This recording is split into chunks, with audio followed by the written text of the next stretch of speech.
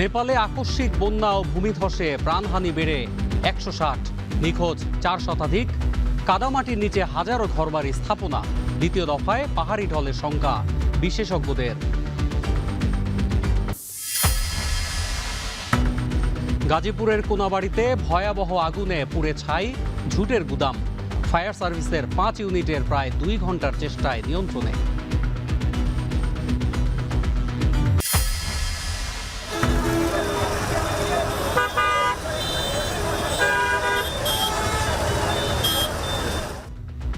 ময়মনসিংহে শব্দ দূষণে অতিষ্ঠ নগরবাসী। শহরের ৬ পয়েন্টে গবেষণা। শব্দের মাত্রা ১০৬ ডেসিবেল। ঝুঁকিতে শিশু, বয়োবৃদ্ধরা।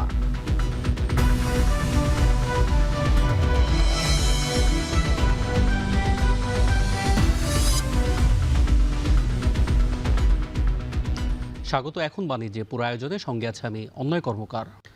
নেপালে আকস্মিক বন্যা ও ভূমিধসে প্রাণহানি বেড়ে দাঁড়িয়েছে ১৬২ জনে। এখনও নিখোঁজ স্থানীয় ও বিদেশি ৬০০-র বেশি পর্যটক। স্থানীয় গণমাধ্যমের তথ্য অনুযায়ী নিখোঁজদের মধ্যে ভারতীয় পর্যটক ১৪২ জন। এছাড়া যুক্তরাষ্ট্র, যুক্তরাজ্য, অস্ট্রেলিয়া, মালয়েশিয়া সহ বেশ কয়েকটি দেশের পর্যটক রয়েছেন। নেপালি পুলিশ এক বিবৃতিতে জানিয়েছে, এখনও সন্ধান মেলেনি ২৮ জন নিরাপত্তা কর্মীর। মৃতের সংখ্যা আরও বাড়ার আশঙ্কা করা হচ্ছে। ক্ষতিগ্রস্ত এলাকায় ত্রাণ ও উদ্ধার সহায়তা পাঠিয়েছে চীন, ভারত সহ ইউরোপীয় ইউনিয়নের কয়েকটি দেশ। বন্যায় ক্ষতিগ্রস্তদের সহায়তায় $৫ লাখ সহায়তার আশ্বাস দিয়েছে যুক্তরাষ্ট্র।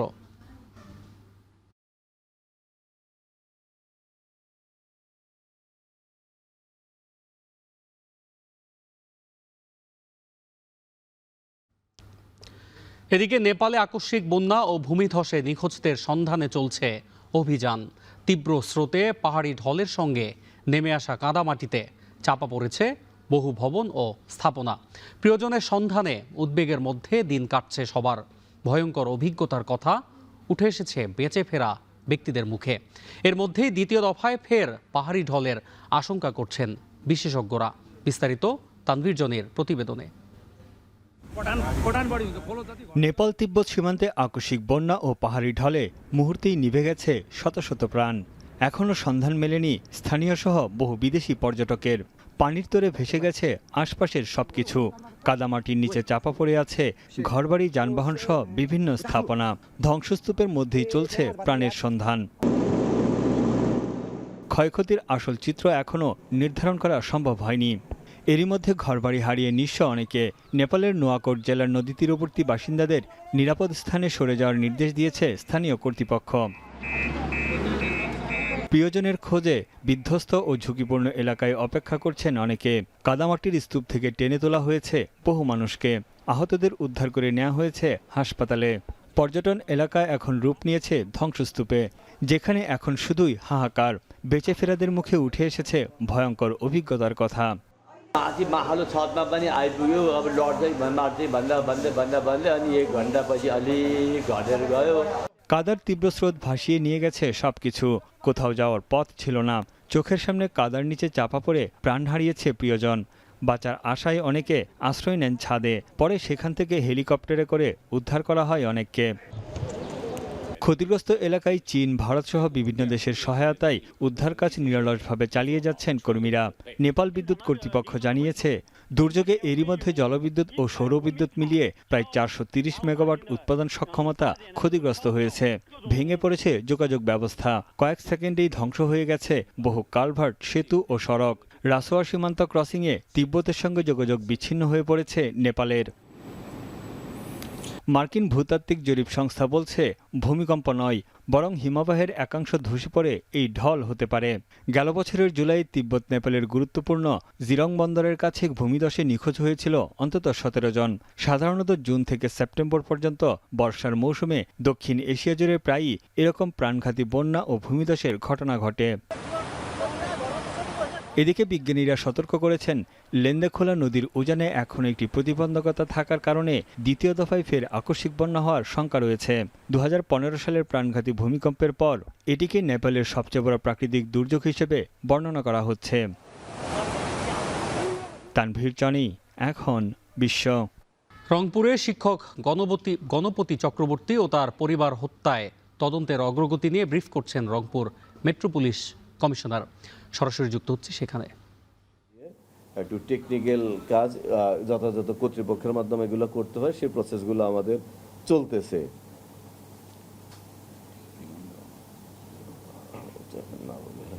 আর ওই যে বন্ধুর সীমান্ত দেশের বাসায় ওই ঘটনার আগে তারা 3টা ইয়াবা সেবন করেছিল, সেই সীমান্ত দাস কোর্টে স্বীকারোক্তিমূলক জবানবন্দি দিয়েছেন সাক্ষী হিসাবে। তো এই হলো আমাদের অগ্রগতি। আর মামলাটা এখনো তদন্তাধীন, এখনো চলমান রয়েছে।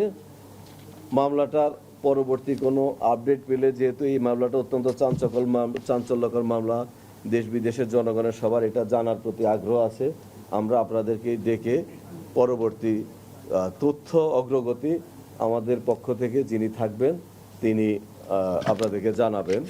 আর আমার এই ঘটনাটা ঘটে গত 21 তারিখ রাতে, মামলাটা হয় 23 তারিখ। তো এর আগে আমার বদলি হয়ে আছে আরও 10 দিন আগে, এই মাসের 12 তারিখে, 12ই আগস্ট। এই 12ই আগস্ট তারিখে বদলি হয়ে আছেন আমার। তো সে যেখানে বদলি আছেন সেখানে যিনি আছেন উনার বদলি হয়েছিল না, এই জন্য আমরা যেতে পারি নাই। তো উনি ওনার অন্য জায়গায় বদলি হয়েছিলেন, অন্য ইউনিটে। উনি আমার সিনিয়র, উনি চলে গেলে আমি সেখানে আমার দায়িত্ব নিব ইনশাল্লাহ। এটা হলো একটা বদলি পদায়ন, এগুলো হলো একটা চলমান প্রক্রিয়া, স্বাভাবিক প্রক্রিয়া। এটার সাথে এই মামলার সম্পর্ক নেই, কারণ বদলিটা এই মামলার 10 দিন আগে হয়েছে, অর্থাৎ 10 দিন পরে এই মামলাটা হয়েছে। আর মামলা যিনি থাকুক, এই চেয়ারে যারাই থাকুক, তারা সর্বোচ্চ পেশাদারিত্ব নিয়ে এবং আইন বিধি মোতাবেক মামলার তদন্ত কাজ পরিচালনা করবেন। আর জনগণের চাহিদার প্রেক্ষিতে আপনাদেরকে মামলার অগ্রগতি জানাবেন। সবাইকে ধন্যবাদ।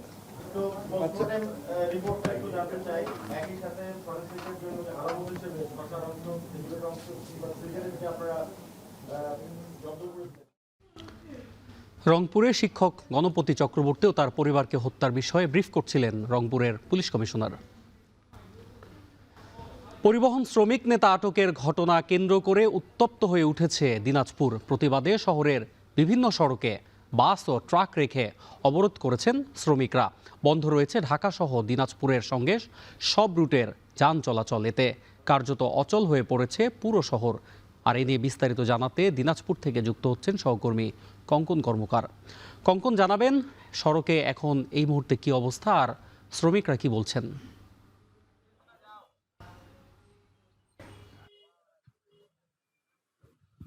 অনয়, যেমনটি বলছিলেন যে দিনাজপুরের শ্রমিক নেতা গ্রেপ্তার, এবং বলা যায় যে পুরো শহর এবং দিনাজপুর জেলা অচল। ঢাকা সহ আন্তঃজেলা এবং দিনাজপুরের যে উপজেলা সব রুটেই কিন্তু বাস চলাচল সকাল থেকে বন্ধ। মূলত গতকালকে রাতে কিন্তু এই শ্রমিক নেতাকে গ্রেপ্তার করা হয়। শেখ বাদশাহ, তিনি শ্রমিক লীগ করতেন। হঠাৎ করে গতকাল রাত 9টা সাড়ে 9টার দিকে দিনাজপুরের বটতলী যে এলাকা, সেখান থেকে তাকে রাজনৈতিক মামলায় গ্রেপ্তার করা হয়, এমনটি পুলিশ বলছেন। এবং গ্রেপ্তার করার পর থেকেই কিন্তু শ্রমিকরা দিনাজপুরের যে সদর থানা, সেই থানা এলাকা কিন্তু তারা ঘেরাও করে, এবং ঘেরাও করে তারা সেখানে নানান রকম আন্দোলন করে, এবং এক পর্যায়ে কিন্তু লোক সংখ্যা বাড়তে থাকে। এবং রাতেই কিন্তু দিনাজপুর কোতোয়ালি থানার যে সামনে যে মহাসড়ক, সেটি কিন্তু এখানকার যারা শ্রমিক, বাস এবং ট্রাক, রাস্তার দুপাশে তারা এই বাস এবং ট্রাক দিয়ে সড়ক অবরোধ করে, এবং এক পর্যায়ে এটি কিন্তু সারা রাতই চলে। সারা রাত কিন্তু শ্রমিকরা দিনাজপুর কোতোয়ালি থানা, দিনাজপুর বাস টার্মিনাল এবং দিনাজপুরের যে 10 মাইল এলাকা সড়কের সব জায়গায় কিন্তু সারা রাত তারা আন্দোলন করে। এবং সকাল থেকেই কিন্তু সব মহাসড়কে কিন্তু এইভাবে আমরা যেভাবে দেখতে পাচ্ছি, বাস লাগিয়ে ট্রাক লাগিয়ে তারা কিন্তু এই সড়ক অবরোধ করেছে। মূলত পুলিশ যেটি বলছে, এই শেখ বাদশাহ, তিনি রাজনৈতিক কোনো একটি মামলার আসামি হওয়ায় তাকে গ্রেপ্তার করা হচ্ছে। কিন্তু শ্রমিক নেতারা বলছে যে এই দিনাজপুরের শ্রমিক ইউনিয়নের যে নির্বাচন সেটি আজকে মনোনয়ন দেওয়ার কথা, সেই মনোনয়নকে কেন্দ্র করে তাকে গ্রেপ্তার করা হয়েছে, এমনকি শ্রমিক নেতারা বলছেন। এবং অন্যদিকে তার পরিবার বলছেন যে বাদশাকে গ্রেপ্তার করা হয়েছেও এই সড়ক অবরোধ করার যে কারণ সেটি মূলত তারা বলছেন এই নির্বাচনকে কেন্দ্র করেই। তো যাই হোক, যেটি আমি বলছিলাম যে আপনার দিনাজপুর এই যে সড়ক অবরোধ এবং এটি কিন্তু জনদুর্ভোগ কিন্তু অনেকটা বেড়েছে। আপনার সকাল থেকে যেসব বাস, আপনি জানেন যে আন্তঃজেলা বাস ঢাকার সাথে যেসব কানেক্টেড বাস সেগুলো কিন্তু চালু, আপনার সকাল থেকে কিন্তু কাউন্টার খোলেনি, কাউন্টারগুলো খোলেনি, যার ফলে ঢাকায় যারা যাবেন তারা কিন্তু যেতে পারেননি। এই অবস্থা। আর আপনার অ্যাম্বুলেন্স চলাচলও কিন্তু, এই যে বাস দেখতে পাচ্ছেন সব কিছুই কিন্তু একটা সাইকেল পার হওয়া কিন্তু খুব একটা কষ্ট, অ্যাম্বুলেন্স চলাচল হচ্ছে না। তো এখন পর্যন্ত আমরা এখানে তেমন কোনো উদ্যোগ দেখিনি। আশা করি আগামী সময়গুলোতে এটি উত্তরণ হবে বলে এমনটি বলছেন দিনাজপুর থানা থেকে। তো এই ছিল অনয় দিনাজপুরের সড়ক অবরোধ নিয়ে সর্বশেষ খবর। দিনাজপুর থেকে যুক্ত ছিলেন কঙ্কন কর্মকার। ফিরে এলাম বিরতির পর। আপনারা দেখছেন এখন বাণিজ্য। ময়মনসিংহে তীব্র যানজটের পাশাপাশি ভয়ঙ্কর শব্দ দূষণে অতিষ্ঠ নগরবাসী। ধারণ ক্ষমতার কয়েক গুণ বেশি যানবাহন চলায় সংকট আরও বাড়ছে। গবেষকরা বলছেন শব্দ দূষণের সহনীয় মাত্রা 65 থেকে 75 ডেসিবেলের চেয়ে কোথাও তা বেড়ে দাঁড়িয়েছে 106 ডেসিবেলে। এতে করে শ্রবণ শক্তি হারানোর পাশাপাশি স্নায়ু, হৃদরোগ সহ নানা শারীরিক মানসিক রোগের ঝুঁকি বাড়ছে। জাহাঙ্গীর আকন্দের ছবিতে ইমতিয়াজ আহমেদের প্রতিবেদন। স্কুল ছুটির পর চার দেয়ালের মেঝের ঝোল বারান্দাটাই দানিনের প্রশান্তির একমাত্র জায়গা। চুপচাপ গ্রিল ধরে দূরাকাশের দিকে আনমনে কি যেন ভাবে মেয়েটি। অবসরের রং তুলিতে কোনো ফুল পাখি নেই। মনের ক্যানভাস জুড়ে কেবল যান্ত্রিক শহরের যাপিত জীবনের হাসপাসের গল্পটাই ফুটে ওঠে। মেয়ের এমন আকস্মিক পরিবর্তনে বেশ চিন্তিত কলেজ শিক্ষিকা মা। যখন স্কুলে যাই বা বাইরে কোনো কাজে যাই তখন আমার খুব বিরক্ত লাগে এই যানজটের জন্য। বাইরে প্রচণ্ড সাউন্ড, ওদের চোখ মুখ দেখে কুচকানো থাকে, বিরক্তি একটা ভাব থাকে। এবং বাইরে থেকে বাসায় আসার পর কিছু বললেই দেখা যায় একটু খিটমিটে মেজাজ হয়ে যায়।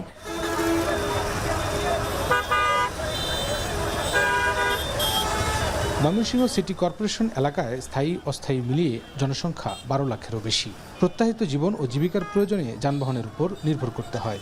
মানুষ বাড়ার সাথে সাথে যানবাহনের সংখ্যাও বেড়েছে কয়েক গুণ। ফলে শব্দ দূষণ ভয়ঙ্কর আকার ধারণ করেছে, যার কারণে শ্রবণ শক্তি হারানো থেকে স্নায়ুজনিত বিভিন্ন সমস্যায় ভুগছেন শিশু, বয়োবৃদ্ধ, গর্ভবতী নারীরা। সারাদিন কাজ করার পরে আপনার বাসা যখন শুই তখন মাথাটা বেদনা করে, ঠিক আছে, সমস্যা, ঘুমের সমস্যা হয়। যত্র হর্ন তো এরকমভাবে বাজায়, মনে হচ্ছে যে মানুষ যেন থাকতে দেবে না, সে মানুষ যেন এখান থেকে যেন শব্দের আওয়াজে যেন মানুষ যেন বাতাসের সাথে উড়ে যাবে, এরকম জোরে সোরে হর্ন বাজাচ্ছে। সরকার এবং প্রশাসনের, আমাদের সিটি কর্পোরেশনের মেয়র মহোদয় আছে, ওনার কাছে আবেদন জানাচ্ছি যেন এই শব্দ দূষণগুলো একটু কমানো যায়। বাংলাদেশ কৃষি বিশ্ববিদ্যালয়ের পরিবেশ বিজ্ঞান ও দুর্যোগ ব্যবস্থাপনা ইনস্টিটিউটের অধ্যাপক মুরাদ আহমেদ ফারুক শহরের 6টি গুরুত্বপূর্ণ পয়েন্টে সকাল থেকে সন্ধ্যা পর্যন্ত বিদ্যমান শব্দের মাত্রা পরিমাপ করেন। এতে শহরের কাচিঝুলি, নতুন বাজার, চরপাড়া, মাসকান্দা, পাটগোদাম এবং তাজমহল পয়েন্টে দৈনিক গড় শব্দের মাত্রা ছিল 78 থেকে 106 ডেসিবেল পর্যন্ত। এই সমস্যা থেকে উত্তরণের জন্য আমার কাছে মনে হয় সর্বাগ্রে যেটি প্রয়োজন সেটা হচ্ছে যে সচেতনতা তৈরি করা মানুষের মধ্যে। আপনি হর্ন বাজাবেন কি বাজাবেন না সেটা কিন্তু সম্পূর্ণভাবে আপনার নীতি নৈতিকতার উপর নির্ভর করছে। আপনি যখন দেখছেন যে ট্রাফিক জ্যামে আপনি আটকে পড়ে আছেন, আপনি যতই হর্ন দেন না কেন আপনি কিন্তু সামনে এগোতে পারছেন না। বিধায় ওই জায়গাটাতে হর্ন দেওয়াটার প্রয়োজন ছিল না। এদিকে শব্দ দূষণ রোধে গণসচেতনতা বৃদ্ধিতে সংশ্লিষ্ট দপ্তর থেকে কার্যক্রম চোখে না পড়লেও মাসিক বিভিন্ন সেশনে চালকদের যত্রতত্র হর্ন বাজাতে নিরুৎসাহিত করার দাবি করেন ময়মনসিংহ বিআরটিএ মোটরযান পরিদর্শক। বিভিন্ন জায়গায় যে শব্দ দূষণ, মসজিদ, মাদ্রাসা, যেগুলো আপনার হাসপাতাল, বিভিন্ন স্কুল কলেজের সামনে যেগুলো আমরা হাইড্রোলিক হর্ন যেন ব্যবহার না করা হয়, সেইগুলোকে তাদেরকে ড্রাইভারদেরকে আমরা অ্যাওয়ারনেস করে থাকি। সরকার শব্দ দূষণ রোধে 2006 সালে 7 সেপ্টেম্বর একটি প্রজ্ঞাপন জারি করে। আইনে কমপক্ষে 1 মাস এবং সর্বোচ্চ 6 মাসের কারাবাস, 5 থেকে 10,000 টাকা অর্থ বা উভয় দণ্ডে দণ্ডিতের বিধান রাখলেও বাস্তবিক অর্থে আইনের প্রয়োগ দৃশ্যমান নয়। ইমতিয়াজ আহমেদ, এখন, ময়মনসিংহ। টানা ভারী বৃষ্টিতে ঝিনাইদহের 6টি পৌরসভায় দেখা দিয়েছে তীব্র জলাবদ্ধতা।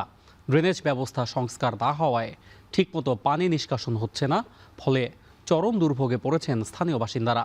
এর উপর পৌর এলাকার রাস্তাঘাটের বেহাল দশা পরিস্থিতিকে আরও জটিল করে তুলেছে। সামান্য বৃষ্টিতেই খানাখন্দে পানি জমে তৈরি হচ্ছে বিপজ্জনক পরিস্থিতি, আর তাতে প্রায়ই ঘটছে ছোট বড় দুর্ঘটনা।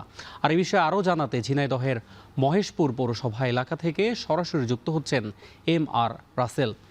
রাসেল, জানাবেন জলাবদ্ধতা পরিস্থিতির সবশেষ আর এ বিষয়ে কর্তৃপক্ষ কি বলছে?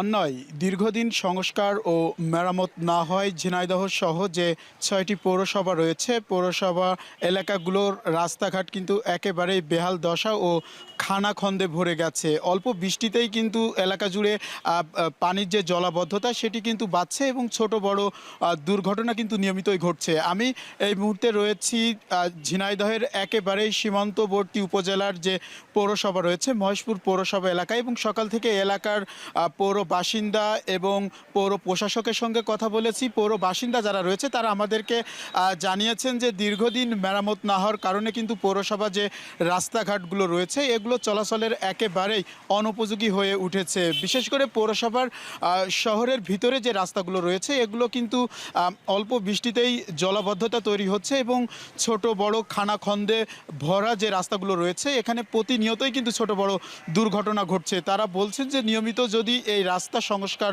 না করা হয় তাহলে কিন্তু আগামীতে আরও বড় যে দুর্ঘটনার সম্ভাবনা সেটি কিন্তু রয়েছে। পাশাপাশি যে ড্রেনেজ ব্যবস্থা সেটিও কিন্তু একেবারেই বেহাল দশা, এবং পৌরসভার ভিতরে যে সোলার স্ট্রিট লাইট এবং রাত্রের যে লাইটগুলো রয়েছে সেগুলো কিন্তু একেবারেই অকেজো হয়ে পড়ে রয়েছে।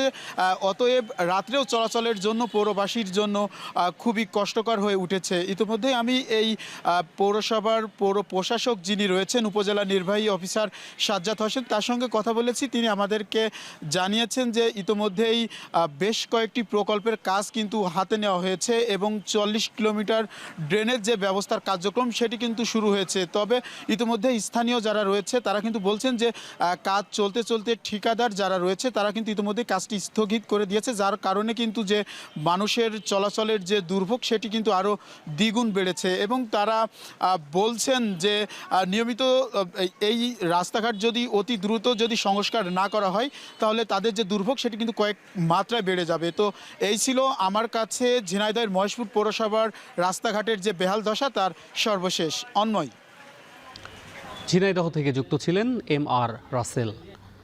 তীব্র প্রতীক্ষা আর আঁশ ছাড়ানোর পর নওগাঁর হাট বাজারে উঠতে শুরু করেছে সোনালী আঁশ পাট।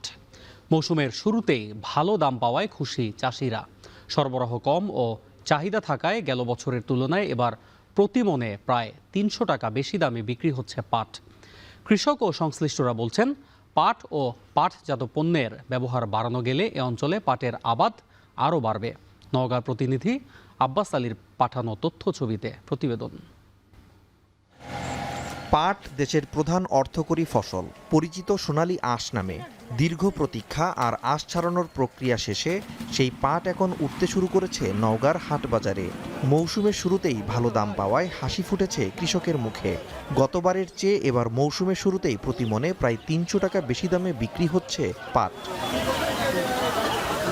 মঙ্গলবার মান্দা উপজেলার সতীহাটের সাপ্তাহিক হাট। জেলার অন্যতম বড় পাটের এই হাটে ভোর থেকেই বিভিন্ন যানবাহনে পাট নিয়ে আসেন কৃষকরা। সকাল 8টার মধ্যেই শেষ হয়ে যায় বেচাকেনা। মান ও প্রকারভেদে প্রতিমন পাট বিক্রি হচ্ছে 3600 থেকে 4000 টাকা পর্যন্ত। কৃষকদের হিসাবে প্রতি বিঘায় পাট চাষে খরচ হয় প্রায় 18 থেকে 20,000 টাকা। ফলন পাওয়া যায় 8 থেকে 12 মন। পাটের আবাদে আমাকে 20,000 টাকা খরচ এক বিঘাতে, আর আমাকে বেচতে যা দাম কম 4500 হলে আরো ভালো। আর পাটেরটা ফলনটা হচ্ছে কম হচ্ছেন, এই কারণেই কৃষক পাট করে লাভবান হচ্ছে না। ব্যবসায়ীরাও বলছেন গত বছরের চেয়ে এবার পাটের রং ও মান ভালো। একই সঙ্গে বাজারে রয়েছে চাহিদা, তাই বাড়তি দামে কিনতে হচ্ছে পাট। এই হাটে প্রতি সপ্তাহে প্রায় 30 লাখ টাকার পাট বেচাকেনা হয়। পাটের কোয়ালিটি ইনশাআল্লাহ ভালো আছে, এইগুলো পাট চলবে, বাজারে কোনো সমস্যা নাই। পাট এবছর মোটামুটি ভালো হচ্ছে, যেহেতু বৃষ্টি আছে এই জন্য আমাকে কোনো কষ্ট হয় না। 36, 37, 38, 38.5 এরাই হচ্ছে। এরা হওয়ার কারণ স্টকার পার্টি নামিছে, মেল পার্টি নাই, এই কারণে স্টকাররা কিনছে। জেলা কৃষি অফিসের তথ্য অনুযায়ী এবছর নওগাঁয় ৩,১৭০ হেক্টর জমিতে পাটের আবাদ হয়েছে। উৎপাদনের লক্ষ্যমাত্রা ধরা হয়েছে প্রায় ৮,৯১০ টন। কৃষকের ন্যায্য দাম নিশ্চিতের পাশাপাশি আঁশ ছাড়ানোর আধুনিক কৌশল ও প্রয়োজনীয় সুবিধা বাড়ানো গেলে পাটের আবাদ আরও বাড়বে বলে মনে করছেন সংশ্লিষ্টরা।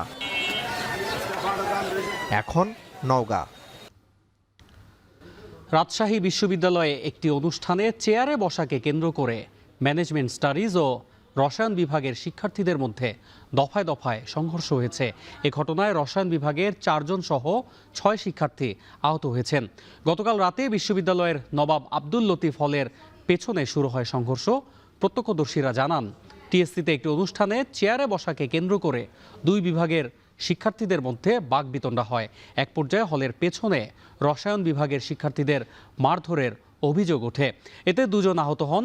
এর জেরে শিক্ষার্থীরা বিশ্ববিদ্যালয়ের 2টি একাডেমিক ভবনে হামলা ও ভাঙচুর চালায়। এ সময় ভবনের ওপরের তলা থেকে ম্যানেজমেন্ট স্টাডিজ বিভাগের শিক্ষার্থীরা ইটপাটকেল নিক্ষেপ করলে রসায়ন বিভাগের আরও 2 শিক্ষার্থী আহত হন। আহতরা রাজশাহী মেডিকেল কলেজ হাসপাতালে চিকিৎসাধীন। পরে ঘটনার প্রকৃত কারণ উদ্ঘাটন এবং জড়িতদের শনাক্ত করতে 3 সদস্যের তদন্ত কমিটি গঠন করেছে বিশ্ববিদ্যালয় প্রশাসন। সুষ্ঠু তদন্তের জন্য আমরা তাৎক্ষণিকভাবে একটা তদন্ত কমিটি করেছি। টোটাল ঘটনা এর আদ্য প্রান্ত কোথায় কিভাবে হলো, তখন আমরা সবাই শিক্ষিত মানুষ এবং বিশ্ববিদ্যালয় যারা এই পর্যায়ে আসছে, এত ক্ষুদ্র একটা ঘটনাটাকে এত পর্যায়ে গেল, এটা আসলে অবশ্যই আমাদের জন্য খুবই দুঃখজনক এবং লজ্জাজনক। যশোরে চাষ হচ্ছে জাপানের জাতীয় ফল পার্সিমন। দেখতে অনেকটা আপেলের মতো এই ফল চাষ করে সফল হয়েছেন চৌগাছার এক কৃষক। তার বাগান দেখতে ভিড় করছেন আশপাশের এলাকার মানুষ। আগ্রহ বাড়ছে পার্সিমন চাষে। কৃষি বিভাগ বলছে, স্থানীয় মাটিতে ফলটির ভালো সম্ভাবনা রয়েছে। চাষ বাড়ানো গেলে দেশের চাহিদা মিটিয়ে রপ্তানিও সম্ভব। বিস্তারিত রিপন হোসেনের প্রতিবেদনে। ক্ষেতের পাশ দিয়ে হেঁটে গেলে দূর থেকে মনে হবে গাছে ধরে আছে আপেল কিংবা গাব। তবে কাছে গেলেই বদলে যাবে ধারণা। গাছ জুড়ে ঝুলছে জাপানের জাতীয় ফল পার্সিমন। দেশের মাটিতেই এখন সফলভাবে চাষ হচ্ছে বিদেশি এই ফল। যশোরের চৌগাছার হিজলি গ্রামের কৃষক জুলফিকার সিদ্দিক 2021 সালে নাটোর থেকে পার্সিমনের চারা কিনে 5 কাঠা জমিতে লাগান 17টি গাছ। প্রায় 3 বছর পরিচর্যার পর গাছে ফল আসতে শুরু করে। চলতি মৌসুমে এসব গাছে ধরেছে প্রচুর পার্সিমন। এখানে আমার 30টা চারা ছিল, কিন্তু ওই যে পলি হাউস করার কারণে আমার 1 লাইন গাছ 8টা গাছ উঠে গিয়েছে, এবং এই সামনে আমি আবার টপ ওয়ার্কিং করে অন্য জাতে রূপান্তরিত করেছি কিছু। সেক্ষেত্রে এখন আর 30টা নেই, 17টা আছে। আর আমার ছোট বড় অনেকগুলো গাছ আমি ইতিমধ্যে লাগাইছি এবং আরও 5-7টা জাতের লাগাইছি। এমন একদিন আসবে যখন পার্সিমন কাঁচাই মিষ্টি পাবেন আর কি, সেগুলো ফল 2-1টা ধরা শুরু করেছে। জুলফিকারের বাগানে ফল ধরার খবর ছড়িয়েছে আশপাশের গ্রামেও। প্রতিদিনই পার্সিমন দেখতে আসছেন অনেকে। আপেলের মতো দেখতে আকর্ষণীয় এই ফল চাষে আগ্রহী হচ্ছেন কৃষকরা। দেখতে আপেলের মতো, কিন্তু খেতে অনেক সুস্বাদু। আমি অনেক 2টা খেয়েছি, খাওয়ার পরে ভাবছি যে একটা বাগান করব। জাপানের জাতীয় ফল বাংলাদেশের মতো জায়গায় এই আঞ্চলিক গ্রাম পর্যায়ে এসে এই ফল পেয়ে আমি খেতে পেরে আমি আনন্দিত। পার্সিমন খুব ভালো ফল, কিন্তু পাকলি খুব মিষ্টি, আর কাঁচা খালি কোস্টাল জুতি লাগে। কৃষি কর্মকর্তারা বলছেন, শুধু হিজলি নয়, যশোরের বিভিন্ন এলাকাতেও চাষ হচ্ছে পার্সিমনের। মানভেদে প্রতি কেজি পার্সিমন বিক্রি হচ্ছে 600 থেকে 800 টাকায়। স্থানীয় মাটি ও আবহাওয়ায় ফলটির উৎপাদনের সম্ভাবনা রয়েছে। একজনই করছে, তারা মোটামুটি সাকসেস। আমরা এটা আমাদের গবেষণাতে আমরা গবেষণা এবং আমাদের যে এক্সটেনশন যে লিঙ্কেজ ওয়ার্কশপ, সেখানে আমরা এই বিষয়গুলো উপস্থাপন করেছি। এবং সরকারের পক্ষ থেকে যদি বা আমাদের গবেষণা প্রতিষ্ঠান থেকে যদি আমাদেরকে অ্যাপ্রুভ দেওয়া হয়, তাহলে এটা আমরা আরও বিস্তারভাবে কাজ করতে সক্ষম হব। এখন পর্যন্ত যশোরে পার্সিমন চাষের পরিমাণ সীমিত হলেও সঠিক পরিচর্যা ও কৃষি বিভাগের সহযোগিতা পেলে লাভজনক এই ফলের বাণিজ্যিক চাষ বাড়ানোর আশা করছেন সংশ্লিষ্টরা। এখন যশোর। প্রাকৃতিক খাবার আর বিস্তীর্ণ জলরাশিকে কাজে লাগিয়ে সিরাজগঞ্জের চলন বিলে বাড়ছে হাঁস পালন। কম খরচে উন্মুক্ত পদ্ধতিতে হাঁস পালন করে স্বাবলম্বী হচ্ছেন শত শত খামারি। প্রতিদিন উৎপাদিত হচ্ছে বিপুল পরিমাণ ডিম ও মাংস। প্রাণী সম্পদ বিভাগের সহযোগিতা ও সহজ শর্তে ঋণ সুবিধা পেলে এ খাত আরও বড় অর্থনৈতিক সম্ভাবনা তৈরি করবে বলে মনে করছেন সংশ্লিষ্টরা। রিফাত রহমানের প্রতিবেদন, ছবি তুলেছেন ইমরান শেখ। সিরাজগঞ্জের চলন বিল, বিস্তীর্ণ জলরাশির বুকে দল বেঁধে ভেসে বেড়াচ্ছে হাজার হাজার হাঁস। তারাশের কুন্দুইল, ঘরগ্রাম থেকে রায়গঞ্জ, উল্লাপাড়া কিংবা সাজাদপুর, বিলের বিভিন্ন প্রান্তে এখন চোখে পড়ে এমন দৃশ্য। ছোট ছোট নৌকায় ভেসে হাঁসের পাল তদারকি করছেন খামারিরা। প্রাকৃতিক খাবার সহজলভ্য হওয়ায় বাড়তি খাদ্য খরচ কম, ফলে অল্প বিনিয়োগে হাঁস পালন করে কম সময়ে মিলছে লাভ। তারাশের ঘরগ্রামের আলমাসালির গল্পও তেমনি। প্রায় 1 দশক ধরে উন্মুক্ত পদ্ধতিতে হাঁস পালন করছেন তিনি। বছরের কয়েক মাস বিলের পানিতে হাঁস চড়িয়ে বড় করছেন খামার। আগে আমার এখানে হাঁসের আবাদ কম হতো, কিন্তু কিছু কিছু মানুষ করতো। এখন পুষো আর খাদ্য এই চলন বিলে মনে করেন যে রয়েছে। এই হাঁসের জন্যে কিছু ধান আছে, টরা জাতীয় ধান, সেগুলো খাইতেছে। আর শামুকের মনে করেন পুষো আর বন্ধ খাদ্য। আলমাসালির মতো এমন খামারি এখন শত শত। স্বল্প খরচে বেশি লাভের সুযোগ থাকায় চলনবিল জুড়ে গড়ে উঠেছে 3 শতাধিক বাণিজ্যিক খামার। জেলা প্রাণী সম্পদ বিভাগের তথ্য বলছে, এসব খামারে রয়েছে 5.5 লাখের বেশি হাঁস। প্রতিদিন উৎপাদন হচ্ছে প্রায় 3,85,000 ডিম এবং 165 টন মাংস। স্থানীয় চাহিদা মেটানোর পাশাপাশি এই উৎপাদন সচল রাখছে বিল এলাকার অর্থনীতির চাকা। ধীরে ধীরে এখন অনেক খামার হয়ে গেছে, নিম্নে 100-200 খামার আমাদের এই ঘর গ্রামে আছে। 2 দিনে খরচা হচ্ছে হলো 3250 টাকা, ডিম বেশি প্রায় 6,500 টাকা, 7,000 টাকা মতন ডিম বেশি। বিল এলাকা খাদ্য কম লাগে, খাদ্য কিনা খান লাগে কম, লাভ হয় বেশি। এই জন্য হাঁসের পিছনে লেগে আছি কয়েকটা বছর ধরে।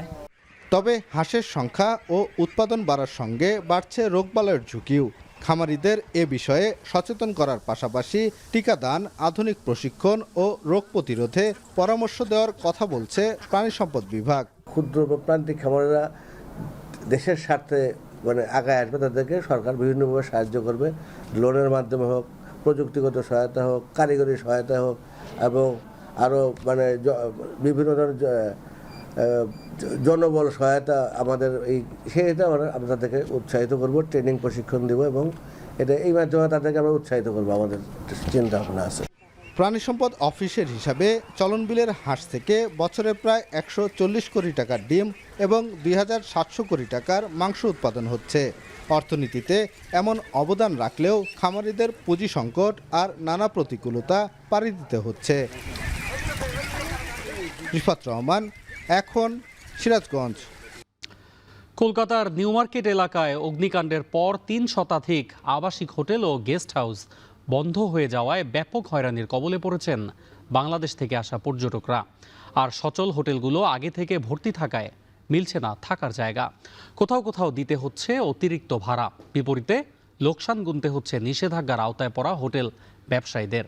পরিস্থিতি কবে স্বাভাবিক হবে তা জানে না কেউই। কলকাতা থেকে দীপক দেবনাথের প্রতিবেদনে বিস্তারিত।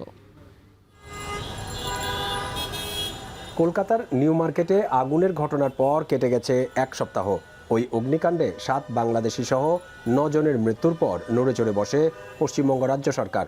অগ্নি সুরক্ষা ব্যবস্থায় অনিয়মের অভিযোগ ওঠায় সরকারের নির্দেশে একের পর এক প্রায় 3 শতাধিকের বেশি আবাসিক হোটেল, গেস্ট হাউসে তালা পড়েছে, যার মধ্যে নিউ মার্কেট এলাকাতেই রয়েছে প্রায় 150-রও বেশি হোটেল। এ কারণে হয়রানির শিকার হতে হচ্ছে বাংলাদেশ থেকে আসা পর্যটকদের। আর সচল থাকা 8-10টি হোটেল ঘুরে বেড়ানোর পরেও মিলছে না থাকার জায়গা। হোটেল রুম পেলেও ভাড়া বেশি। বিপদে পড়ে দেশে ফিরে যাওয়ার কথা ভাবছেন অনেক বাংলাদেশি। হোটেল পাওয়া গেলে আমরা ফুটপাতে বসে থাকতাম না, হোটেলেই উঠতাম। পেশেন্টের সার্জারি হয়েছে, পেশেন্ট নিয়ে এদিক সেদিক হোটেল খোঁজা কষ্ট হয়ে যাচ্ছে। বুধবারই সকাল থেকে এমন চিত্র দেখা গেছে Marquis Street, Free School Street, Mirza Ghalib Street সহ নিউ মার্কেট চত্বরে। এক রাত কাটানোর পর সকালেই বলে দেওয়া হচ্ছে হোটেল ছাড়তে হবে। এমন অবস্থায় রোগীকে পরিবারের সাথে ফুটপাতে বসিয়ে হোটেল খুঁজছেন অন্য সদস্যরা। হোটেল পাচ্ছি না, সমস্যা না। বলছে একটা হোটেলে উঠছি, কালকে 12টা বাজে হোটেল থেকে বের করে দিয়েছে, 1000 ভাড়া 2000 রুপি নিচ্ছে। হোটেলে তো মিডিয়া তো দেখলাম যে হোটেল 200 হোটেল ছিল, তালা মারা বলে হোটেলের তো ক্রাইসিস, বাংলার অনেক বাঙালি বলল যে আমরা রাস্তায় দাঁড়াই আছি এই কারণে। গতকালকের আগের দিন আসছি, এক লোকের সাথে কন্ট্যাক্ট করছি, কত হোটেল কয় 700 টাকা, হোটেলে গেছি কয় 1300 টাকা। হোটেল পাওয়া গেলেও আগের চেয়ে ভাড়া বেড়েছে কয়েক গুণ। তাই ভারতে চিকিৎসা করাতে আসা বহু বাংলাদেশি জানেন না রাতে কোথায় আশ্রয় নেবেন। অস্থায়ীভাবে বিভিন্ন জায়গায় মালপত্র রেখে খুঁজছেন থাকার জায়গা। আমরা আগে এসে থাকছি হলো এসি রুমে 800 টাকা করে, এখন 1500-1600। এখন আসলে তো বিড়ম্বনা, এখন আর খুঁজে পাচ্ছি না। হয়তো খাবার খাবো আবার চেষ্টা করবো, কিন্তু কোথায় চেষ্টা করবো। দীর্ঘ টানা 2 বছর পর গত জুলাইয়ে বাংলাদেশিদের জন্য পর্যটন ভিসা চালুর সিদ্ধান্ত নেয় ভারত সরকার। এ ঘোষণার পর মিনি বাংলাদেশ খ্যাত নিউ মার্কেট এলাকায় ব্যবসা সচল হলেও এই হোটেল বন্ধের সিদ্ধান্তে ফের মন্দায় পড়েছেন হোটেল মালিকরা। পুলিশ এসে, কর্পোরেশন এসে, ফায়ার এসে গেস্টটাকে বের করে দিবে, তাহলে একটা হোটেলের রেপুটেশন তো শেষ হয়ে যাবে। সেই জন্য বসে আছি। এখন দেখেন গভর্নমেন্ট কি নির্ণয় নিচ্ছে, আমাদের অপেক্ষাতে আছে। 10 ঘন্টা 12 ঘন্টা জার্নি করে সোহাগ পরিবহন, শিবলি পরিবহন, গেলেন পেটু থেকে আসে, তারপরে ফ্যামিলি নিয়ে বাচ্চা নিয়ে কিভাবে আগে আমি ফ্রেশ হবো, এটা তো उसका फर्स्ट प्रायोरिटी होता है। ওটা ही नहीं पावा जाएगा तो वो हमारा देश का रिस्पांस क्या रहेगा इंटरनेशनल रिपोर्ट में। তাই এত কিছুর পরেও প্রশ্ন একটাই, নিউ মার্কেটের হোটেল ব্যবসা আবার স্বাভাবিক হবে কবে? ব্যবসায়ীদের অভিযোগ, সরকার হোটেলে তালা ঝুলিয়েই খালাস। এগুলোর সচলের ব্যাপারে তাদের কোনো উদ্যোগ নেই। দীপক দেবনাথ, এখন কলকাতা। গাজীপুর মহানগরীর কোনাবাড়িতে ভয়াবহ আগুনে পুড়ে ছাই হয়েছে ঝুটের গুদাম। ফায়ার সার্ভিসের 5 ইউনিটের 2 ঘন্টার চেষ্টায় আগুন নিয়ন্ত্রণে আসে। আর এ নিয়ে আরও জানাতে সেখান থেকে যুক্ত হচ্ছেন সহকর্মী ইফতেখার রায়হান। ইফতেখার, জানাবেন আগুনের সূত্রপাত কিভাবে, এ বিষয়ে আপনি কিছু জানতে পেরেছেন কিনা, আর ক্ষয়ক্ষতির পরিমাণ সম্পর্কে জানাবেন।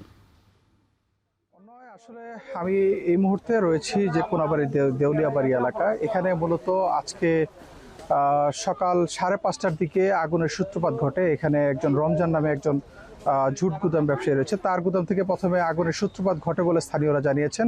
এরপর কিন্তু আগুন কিন্তু আশপাশের অন্যান্য গুদামগুলোতে ছড়িয়ে যায়। তারপর কিন্তু প্রায় 4 ঘন্টা পর, অর্থাৎ 9:30টার দিকে ফায়ার সার্ভিসের 5টি ইউনিটের দমকল বাহিনীর চেষ্টায় কিন্তু আগুন নিয়ন্ত্রণে রয়েছে। এই মুহূর্তে এখন কিন্তু আমার পিছনে কিন্তু যে গুদামগুলো রয়েছে যেগুলো পুড়ে গেছে, সেখানে কিন্তু ডাম্পিংয়ের কাজ চলমান রয়েছে। অর্থাৎ আগুন আর সরিয়ে যাওয়ার কোনো সম্ভাবনা নেই। আগুন পুরোপুরি ফায়ার সার্ভিসের কর্মীদের নিয়ন্ত্রণে রয়েছে। তবে আমরা ফায়ার সার্ভিসের সদস্যদের সাথে কথা বলেছিলাম, তারা যেটি বলছেন যে এখন পর্যন্ত তাদের কাছে যে তথ্য রয়েছে, প্রায় 60টি গুদাম এই আগুনের ঘটনায় পুড়ে ছাই হয়ে গেছে এবং গুদামে থাকা মালামাল, কয়েক কোটি টাকার মালামাল তাদের ক্ষতিগ্রস্ত হয়েছে বলে তারা জানিয়েছেন।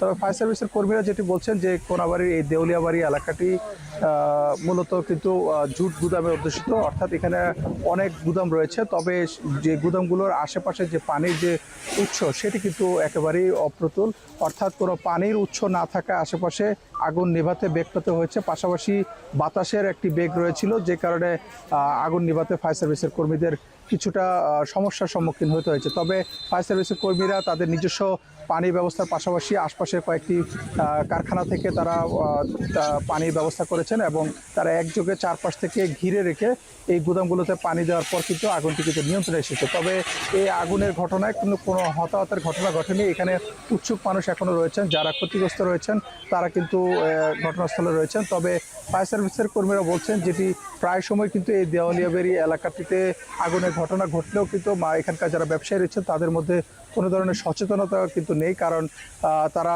পানির উৎস কিংবা এই জুট গুদামগুলোতে যেন আগুন থেকে রক্ষা করার জন্য, অর্থাৎ কোটি কোটি টাকার মালামাল রক্ষার জন্য তাদের প্রয়োজনীয় ব্যবস্থা কিন্তু তারা কিন্তু নেন না বলে এই ধরনের দুর্ঘটনা ঘটে থাকে বলে ফায়ার সার্ভিস জানিয়েছে। তো সবকিছু মিলিয়ে এই ছিল আমার কাছে গাজীপুরের কোনাবাড়ি এলাকা থেকে ঝুট গুদামের আগুনের সবশেষ তথ্য। গাজীপুরের কোনাবাড়িতে ঝুটের গুদামে আগুনের সবশেষ খবর জানাচ্ছিলেন ইফতেখার রায়হান। এবার খেলার খবর। হুলিয়ান আলভারেজকে ঘিরে বার্সেলোনা ও অ্যাটলেটিকো মাদ্রিদের লড়াই এখন চরমে। একদিকে বার্সেলোনার আগ্রহ, অন্যদিকে অ্যাটলেটিকোর কঠোর অবস্থান। ক্রমেই ফুরিয়ে আসছে দলবদলের সময়সীমাও। শেষ পর্যন্ত কোথায় যাবেন আর্জেন্টাইন তারকা? বিস্তারিত প্রতিবেদনে। এ যেন সাপে নেউলের সম্পর্ক। হুলিয়ান আলভারেজের দলবদল ঘিরে বার্সেলোনা আর অ্যাথলেটিকো মাদ্রিদের মাঝে যা হচ্ছে তাতে এর চেয়ে ভালো বিশেষণে বিশেষায়িত করার সুযোগই বা কই। একদিকে বার্সায় যোগ দিতে চান আলভারেজ, কাতালান ক্লাবও তাকে বরণের প্রস্তুত। অন্যদিকে বার্সা ছাড়া অন্য যে কোনো ক্লাবেই তাকে যেতে দিতে রাজি অ্যাথলেটিকো। বিশ্বকাপের সময় থেকে শুরু দুই দলের টানাপোড়েন। 2030 সাল পর্যন্ত অ্যাথলেটিকোর সাথে আলভারেজের চুক্তির মেয়াদ থাকলেও চলতি মৌসুমে দল ছাড়তে চান এই ফরোয়ার্ড। তাকে পেতে শুরু থেকে আগ্রহ দেখাচ্ছে বার্সেলোনা, কিন্তু কাতালান ক্লাবটির কাছে কিছুতেই তাকে বিক্রিতে রাজি নয় লাল সাদারা। ভিয়ারিয়াল ম্যাচ শেষে ক্লাবের সঙ্গে আলভারেজের দ্বন্দ্ব আরও স্পষ্ট হয়। সেদিন ঘরের মাঠেই দর্শকদের দুধ্বনিতে মাঠ ছাড়েন তিনি। এই ফরোয়ার্ডের চেহারাতেও বিরক্তির ছাপ ছিল স্পষ্ট। শেষমেশ আলভারেজকে ছাড়তে ক্লাবকে সবুজ সংকেত দিয়েছেন কোচ দিয়েগো সিমিওনে। এদিকে আলভারেজকে দলে পেতে আগ্রহ দেখায় আর্সেনাল ও পিএসজি। ক্লাব দুটির সঙ্গে কথা এগিয়ে নিতে অ্যাথলেটিকো আগ্রহ দেখালেও বেঁকে বসেন আর্জেন্টাইন ফরোয়ার্ড। পরিষ্কার জানিয়ে দেন শুধু বার্সাতেই যেতে চান তিনি। একই দিন অসুস্থতার কথা বলে দলের অনুশীলনেও যোগ দেননি এই ফরোয়ার্ড। এর মাঝে বুধবার বার্সা সভাপতি হোয়ান লাপোর্তে পুনরায় আলভারেজকে পেতে আগ্রহের কথা জানান। পছন্দের তারকাকে পেতে আরও বেশি অর্থ প্রস্তাবের কথাও ভাবছে বার্সা। চলমান সংকটের মাঝে স্প্যানিশ দৈনিক মার্কায় অ্যাথলেটিকো কর্তৃপক্ষ জানায় তার আলভারেজকে বার্সেলোনা ছাড়া যে কোনো ক্লাবে বিক্রিতে প্রস্তুত। সব মিলিয়ে আলভারেজের দলবদল ইস্যুর দিকে নজর ফুটবল প্রেমীদের। ট্রান্সফার উইন্ডো বন্ধ হতে বাকি আর মাত্র কয়েকদিন, আর তাই শেষ মুহূর্তে যে কোনো পক্ষের সিদ্ধান্ত বদলে দিতে পারে পুরো গল্প। আসাদুজ্জামান লিটন, এখন। আর এই ছিল এখন বাণিজ্যে। এখন টেলিভিশন ওয়েবসাইটে দেখতে ভিজিট করুন www.ekhon.tv, ফেসবুকে দেখতে ভিজিট করুন facebook.com/tv.ekhon। এছাড়াও ইউটিউবে দেখতে ভিজিট করুন youtube.com/c/ekhon tv।